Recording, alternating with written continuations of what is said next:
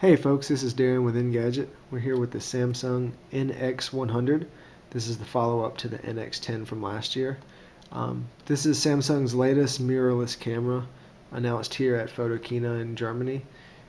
This model is obviously quite a bit slimmer than the NX10, but as solid as it feels in the hand, it's still quite heavy. So it's obviously a lot lighter and easier to carry around than a full-on DSLR, but it's still I mean, you'll feel this toting around compared to something like a point and shoot where you won't really feel it. So, I mean, it's splitting the difference, but it's definitely heavier than I guess we would like. So yeah, there's a smart shoe accessory. You can plug in a flash. Control dial here. It does allow for a full-on manual mode. Another toggle here. The shutter button, the microphone. There's an on-off switch here on the edge. Control dial, menu buttons here. The display is not a touchscreen. It's an AMOLED though. It looks really good. Over here, there's a few accessory ports. There's an AV out, a mini HDMI here too. Nothing along the bottom except this rechargeable battery holder, and there's an SD slot in here as well.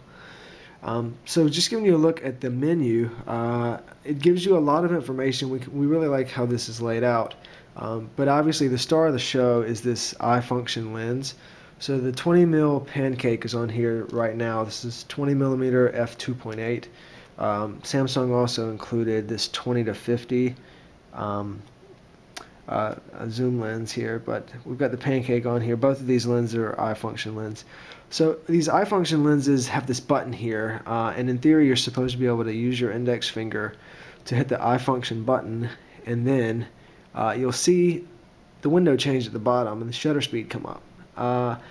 So then you're supposed to use your middle finger on this hand to spin the dial, and as you spin it back and forth, the shutter speed will change down here below. And better still, the screen will reflect what the image is going to look like should you select any given value. So as I raise, if I slow the shutter speed down here to 1/5 of a second, the picture's almost completely white. If I speed this up, say to 1/2000th of a second, it shows me that it's going to be an almost completely dark picture. So being able to, this real-time sort of reflection of what you're going to see is extremely helpful. We definitely like that. When you hit the I-function button again, moves over to the next setting. These are different depending on if you're in manual mode, shutter, aperture priority, or program mode. But here in aperture also, again, you can see as you change the values, your picture gets darker or lighter. So you hit I-function again, we get a white balance selector. Now we're on to the ISO 100 to 3200. There's an option in here to expand that as well, but 3200 is plenty grainy.